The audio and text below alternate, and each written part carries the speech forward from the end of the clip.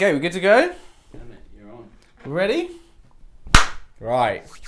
You know what time it is? Pizza time! Pizza time! Everybody love pizza time! Basically, I'm going to show you how to make pizza for beginners with no specialist equipment. And don't get me wrong, KitchenAids, pizza ovens are all fantastic, but when you're in a flat, you don't have that luxury. I'm going to show you how you can make restaurant quality pizza at home. Now, full disclaimer is that this is not my recipe. There is an amazing content creator called It's Dough Guy. I'll put him up here, and this is his recipe. He's got an incredible page. You click on his description, you tell them how many pizzas you want, what size, it gives you the exact weights and measurements. It is a bit of a dream, but we're gonna cook ours slightly differently. He cooks his in the oven with a pizza stone, but like I said, we want no equipment, but this is his recipe. And with any pizza, we're gonna start off with the dough. So it's really important that we're gonna use strong white bread flour. Now, why, you ask? It's because we need high gluten content. Gluten is the protein found in flour, and when we knead it and mix it with salt and water, we're gonna strengthen that gluten, and it's gonna stretch and elongate. And so when we prove it, that is gonna give us that lovely rise, and when we come to baking it, it's gonna give us a really nice texture and the perfect pizza dough. So we're gonna add our flour into the bowl with some salt and some sugar, and just a little splash of olive oil.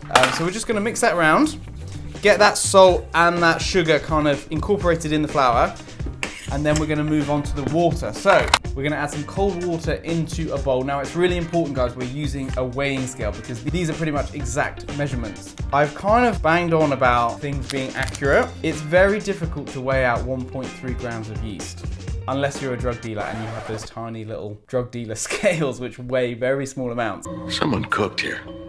I do this quite visually, and I think of it as kind of like a light season. So we're just gonna kind of trickle in the yeast and cool that 1.3 grams. We're gonna use the end of a spoon, kind of mix that in, water goes in, and we're just gonna use a spoon to kind of mix it around. And we're just trying to distribute that water really nice and evenly. And it should start to form a little dough. So you see this? Our dough's come together. Okay, and now it's time for the workout bit. But it's good because this pizza is gonna pack on the calories, so we wanna burn a few calories before we eat it. To knead, you kind of just wanna push it forward and back like this. And don't worry, because that, to start with, it's gonna be quite difficult. But with kneading, we're gonna distribute all the ingredients and we're gonna achieve a really nice, smooth dough. If it starts to stick to your hands, just add a little bit more flour, and then we're gonna be able to have a really nice dough. So this is gonna take 10 minutes. What do you reckon, Mikey? What do we cut to? Don't say sexy montage. What should we cut to? I think we just stay on this for 10 minutes. Just 10 minutes. Get that Google AdSense up. There's a really good chef who I saw on the telly. I can't remember his name. But he just says kind of cue 3 songs, knead until those songs are over. That's a question. If you were kneading for 10 minutes, what 3 songs are you gonna cue? What would I do? You want something upbeat though, I think. Yeah. Something like disco-y, bit of George Benson, Give Me the Night. Oh, that would be good. Yeah. Who says cooking's boring, eh? We're then gonna go to maybe a Bruno Mars song. Ooh. I like that one. And then we'll do maybe like Eye of the Tiger, because I'll be tired by that point. Just to finish off. Okay, 30 seconds left. Final push. Christ, I feel like a spin instructor. Come on.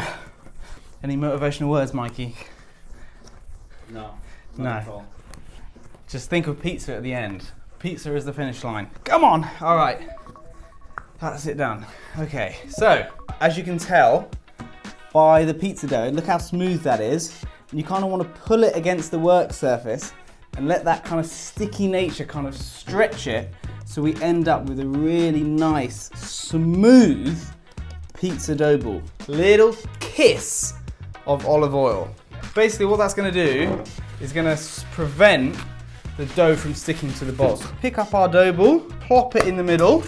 Then we're just gonna wrap this up in cling film and leave it for about 2 to 3 hours, depending on the temperature, for it to kind of let the yeast do its work, double in size, and then I'll show you what to do next. 2 hours later. The dough now has been proving for about 2 hours. As you can see, it's kind of doubled in size. What we need to do, get a dough scraper, get a knife, split it in half. Now, just like we did with the big ball, you kind of want to fold it in on itself, creating tension on the surface. And then these go into the middle, pat them down. So now all we have to do is just cling film them up and then put them in the fridge. Now, the best thing to do, if you're making your pizzas on a Saturday for your party, make the doughs on a Wednesday. Let them chill out in the fridge and we'll see you in 3 days. But I've made some earlier. Step 2 is onto the pizza sauce. Now, I think a lot of people overcomplicate things. And as the Italians know, simple flavors work the best. So it basically comprised of some chopped tomatoes. Try and get this brown because they're absolutely the best. I'm gonna stay back. I don't wanna have another Twain situation where I have to pay for another dry cleaning. Fucking hell. Oh no! Twain. I'm so sorry. A little bit of fresh basil, grated garlic, a little bit of olive oil, salt and pepper, mix it up, and it's as simple as that. That is your perfect Italian sauce for your perfect pizza night. God, that was a bit of a tongue twister. Okay, I reckon we're ready to make some pizzas. These are our doughs. We made these a couple days ago, and like I said, leave them in the fridge. They're gonna enhance in flavor, and it also saves you a job when you're trying to host your pizza party. We've left them to come up to room temperature for about 2 or 3 hours.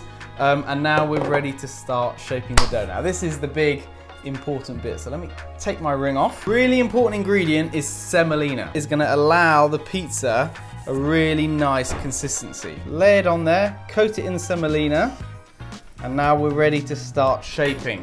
First things first, that I'm gonna say that these are homemade. Okay, I'm not a pizza expert, never claimed to be, but we're gonna give it our best go because that's all you can do in life. But basically, you wanna start by trying to form the crust early on. That's the kind of advice that I've received. Where did you receive that advice? We went to Spring Street Pizza, which the video can be linked up here. They're making incredible New York style pizzas. They've got a mountain of knowledge and they really helped us out. So once you've kind of patted it out, kind of use your fingers to spread it out.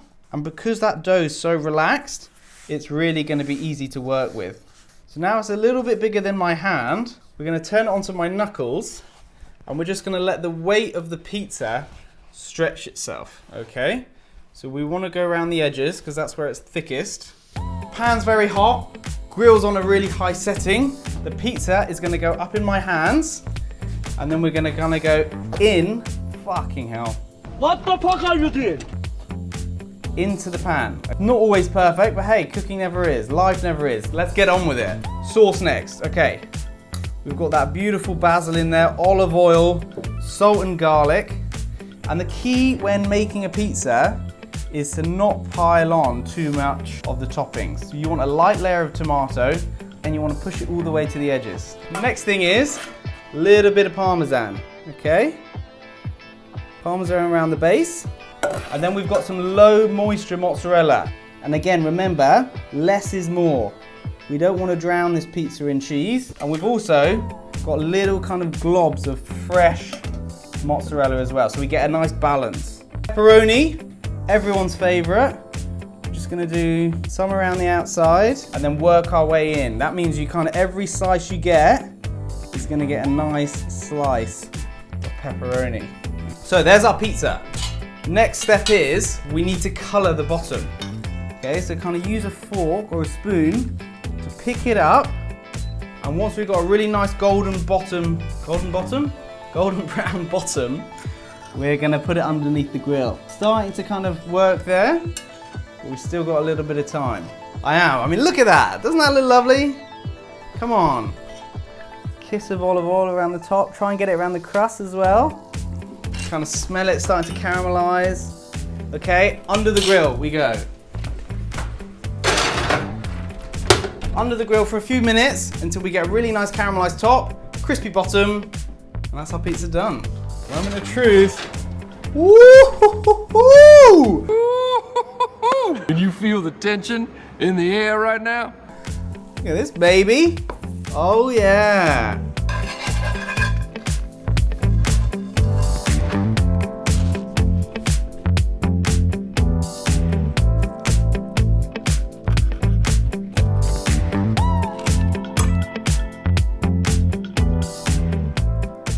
minimal flop, no equipment, no pizza oven, just two guys hanging out, eating some pizza, and I call that a win. See the undercarriage? Really nice, thin, crispy pizza dough, fermented in the fridge for 2 days, simple pizza sauce, a little bit of mozzarella. You can find all these ingredients in your local supermarket, so give it a go. If you're a beginner, let's get into cooking, baby. 2026, have some pizza, because the better food in the world, the better place it is. Salute. Oh yeah, look at that crunch. Fucking go. I really hope someone gives this a go, because this recipe is a winner. Look, oh no, there's a bit of flop on that one. We'll cut that bit out. Pizza trivia for you, because we don't just give recipes here, we give entertainment and facts. So, having said that, I'm not sure if this is 100% true, so... Fake news, folks. A lot of fake. Let me know in the comments if this is, but I was told a story that pizza was actually invented by mistake. They were trying to do bruschetta. It went wrong. They tried to fuse the colors of a traditional pizza to the Italian flag. So we've got red in the tomato sauce, white mozzarella, and green basil. And if you bring them all together, you get the lovely Italian flag for the Queen Margherita, which is why it's called a margherita. So listen, if you didn't like this video, maybe you like this little sound bite.